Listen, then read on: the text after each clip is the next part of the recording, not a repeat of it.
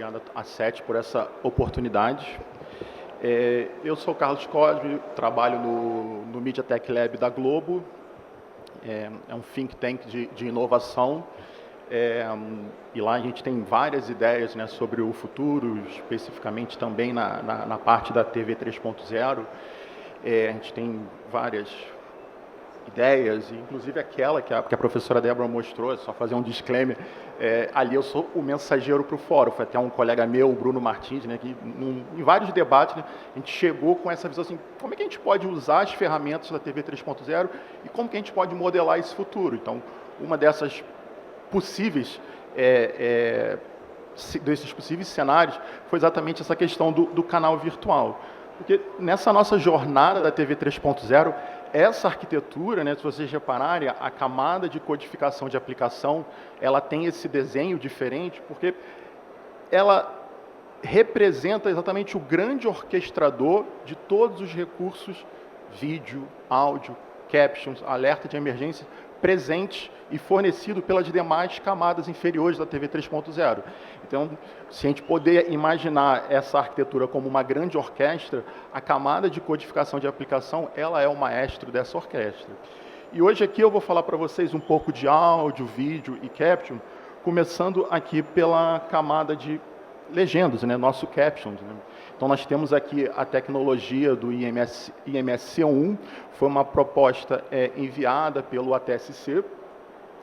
E qual é o grande ponto aqui para a camada de caption, né? O que a gente vislumbra, né? Então, a gente tem um controle de estilo da exibição do caption mais abrangente, a gente conseguir exercer uma boa interoperabilidade entre diferentes plataformas, né? Você ter essa exibição de uma forma ótima dos caption, e também pensar no envio de outros tipos de informações textuais, né? E aí eu estou exemplificando aqui dois casos. No caso ali da minha direita seria o exemplo onde a gente utiliza a camada de caption para enviar um alerta de emergência, e no caso do outro lado nós estamos usando a própria camada de caption para enviar a informação textual de glosa, e aí possivelmente na TV ou em um dispositivo externo, você usar essa informação textual de glosa para renderizar um avatar que representaria ali os sinais de Libras, da linguagem de sinais brasileiros. Então, isso são possíveis usos, né, que a gente vislumbra que a TV 3.0 habilitará utilizando a tecnologia do MSC1 na camada de legendas. Passando para a próxima camada de áudio, né, nós temos ali o MPEG-H como o codec de áudio principal over-the-air e OTT. E o que a gente imagina aqui para a questão do áudio, né? Então, a gente imagina assim, uma formatação, né, um formato único de entrega, e você produz esse único formato, mas você faz essa reprodução para múltiplas configurações. Então, se um usuário, um telespectador, ele tem uma TV e ele ainda usa estéreo, aquela formatação se adaptará àquilo. Se um outro usuário tem um soundbar e ele consegue fazer uma exibição imersiva, aquela mesma formatação, aquela mesma produção se adaptará a isso. Assim como no caso de um home theater e até mesmo uma reprodução binaural, né? No caso ele está utilizando apenas headphone. E como que isso é possível? E aí eu destaco aqui uma figura que representa um modelo conceitual, eu deixei até ali na base o link, que é de um relatório da OFCOM, que eles trazem um conceito de mídia como objeto. E aí eu entendo que hoje a camada de áudio, ela é, digamos assim, a grande representação na prática desse conceito. O que isso quer dizer? Você tem o seu objeto de mídia, no caso aqui áudio, você associa a esse objeto metadados, e aí uma vez que isso atinge o render no lado do receptor, esse render ele vai ser informado ali por cima de quais são as capacidades desse ambiente de reprodução. Ele é só estéreo, ele consegue reproduzir 5.1, e isso independente da formatação do seu objeto enviado pela emissora. E associado com as preferências do usuário, ele faz essa reprodução específica. Então, isso muda o modelo atual, onde na TV aberta nós temos que enviar um sinal estéreo, porque nós queremos atingir a população que tem a reprodução com device estéreo. Nós também enviamos o mesmo conteúdo acústico, mas numa formatação 5.1 para atingir a parte da população que já tem um conteúdo, ou já tem um dispositivo para fazer a reprodução 5.1. No caso da TV 3.0, a gente imagina que o produtor, né, a emissora, produzirá isso num formato único, o seu objeto. A esse formato adicionará metadados informando o receptor como deverá reproduzir isso. Então, por exemplo, eu posso ter uma emissora produzindo um áudio 5.1 mais 4 com alguns objetos e os metadados informam, olha, se ele tiver um soundbar lá na recepção capaz de receber isso, o metadado estabelece que esse é o formato para fazer essa reprodução. Se o seu dispositivo lá na casa de um segundo telespectador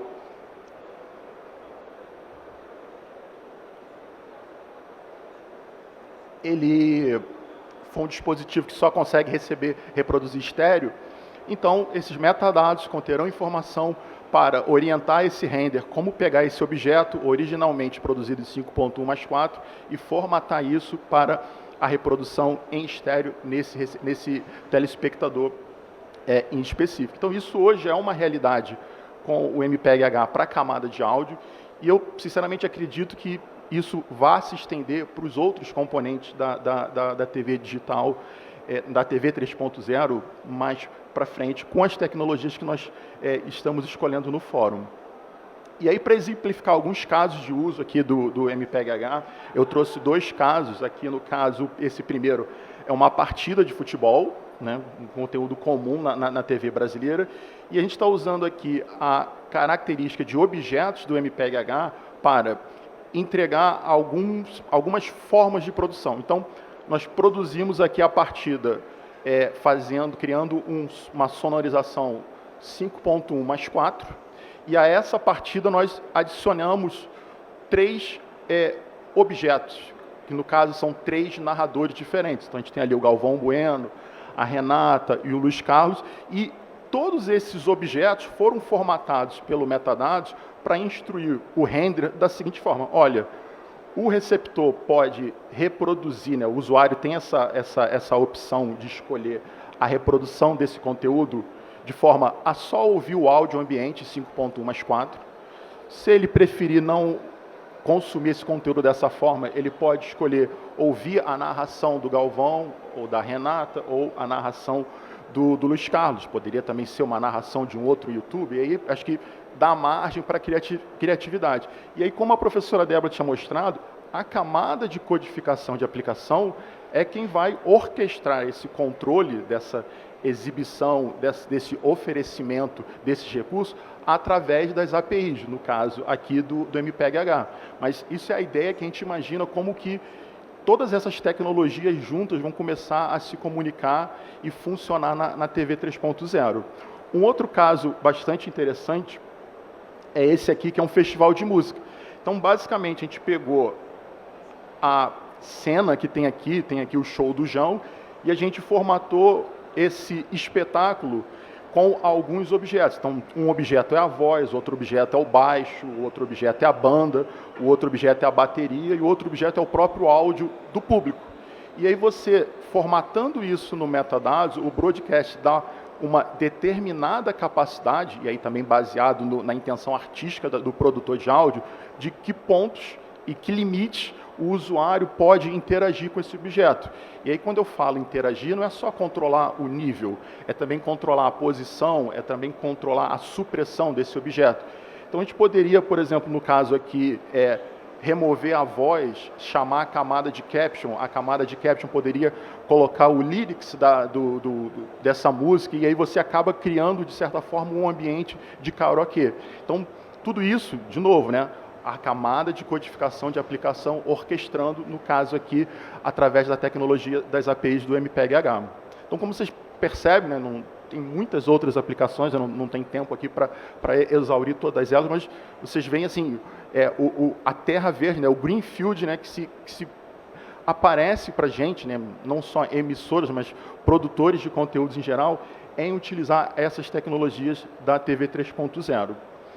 Avançando aqui para a camada de vídeo é interessante porque nós fragmentamos ela em 3 partes. Né? Então, nós temos o codec base, que é um layer, que é um primeiro bloco. Nós temos a camada de enriquecimento e também a camada de HDR. Nós procuramos, dentro do projeto da TV 3.0, tratar esses, né, blocos, né, que juntos formam a camada de vídeo, mas de forma separada.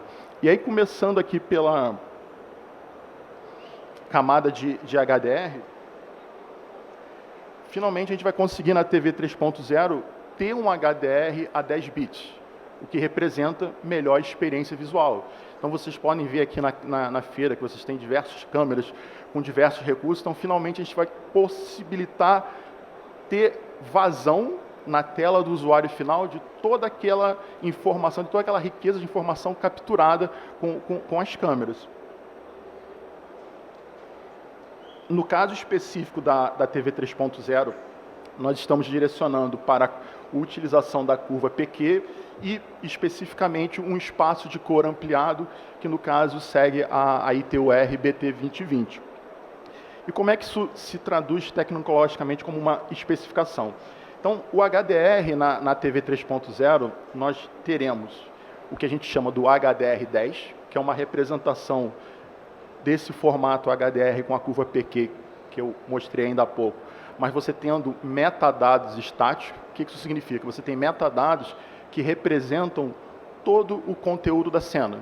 Então, isso vai ser o mínimo de HDR que você vai poder usufruir na TV 3.0. Mas também foi pensado, né, para enriquecer essa experiência de a TV 3.0 suportar metadados HDR com metadados dinâmicos. Isso é um recurso opcional, né? E aí nós estamos dando suporte às 3 tecnologias existentes atualmente, que é o Dolby Vision, o HDR10+, e o SL HDR2. O que são os metadados dinâmicos? Se no metadados estático você tem um conjunto de metadados que ele fala de um conjunto maior, né, e aí eu procurei representar com frames, no metadados dinâmico você consegue ter uma granularidade menor, né, você consegue ter metadados especificando como cada frame ou um grupo menor de frames daquele produto maior deverá ser reproduzido no seu receptor. E aí é uma coisa bastante interessante, porque vai dar uma liberdade para o broadcast de produzir um determinado conteúdo pensando numa determinada escala de nits, por exemplo, eu vou formatar a minha produção aqui em 3.000 nits, por exemplo. Mas nem todos os nossos telespectadores terão telas de 3.000 nits, né? Então, utilizando o metadados dinâmicos, nós vamos conseguir fazer essa formatação específica para cada limite de tela de cada receptor, de cada usuário. E aí isso traz um pouco daquele conceito que eu tinha mencionado no áudio, de mídia como objeto.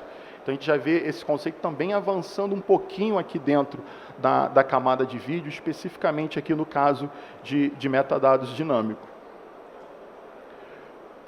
Passando agora para a parte de vídeo, né? Então, assim, após os testes realizados na Universidade de Brasília pelo time da professora Demblo, nós chegamos à conclusão que o melhor escolha, né, a melhor tecnologia é o VVC. Então, o VVC hoje é o sucessor do H265, né? Então você tem a norma do VVC pela a ITU como sendo o H266. Não dá tempo aqui em menos de 20 minutos de explicar toda a complexidade do VVC, mas aí eu recomendaria, a gente tem alguns artigos na revista da SET, especificamente como trabalhos de saída do grupo de TV 3.0 na SET, coordenado pelo Sérgio Santoro, e um desses artigos ele fala exatamente sobre o VVC. E acho que lá a gente conseguiu pontuar primeiro o que é o VVC de uma forma geral e apontar bastantes literaturas para quem quiser ir mais a fundo. Então, ali eu recomendo como uma boa fonte de consulta. Mas, basicamente, hoje a gente vai ter na TV 3.0 o codec de vídeo de maior eficiência. É claro que essa maior eficiência também traz uma maior complexidade. Mas aí a gente conta com cada nova geração de silício, né, a gente tem um avanço na computação, e aí é meio que a história se repete do que aconteceu lá em 2007. Nós tínhamos o MPEG-2, estava sendo lançado o H264, qual escolha que nós vamos fazer, e acabou que hoje a gente vê que acertadamente os nossos colegas lá no passado, eles optaram pelo H264, mesmo ele sendo um codec recente, e a evolução futura mostrou que o hardware conseguiu absorver essa necessidade de hardware, né, para executar o H264. E a mesma coisa fatalmente vai acontecer aqui com o VVC.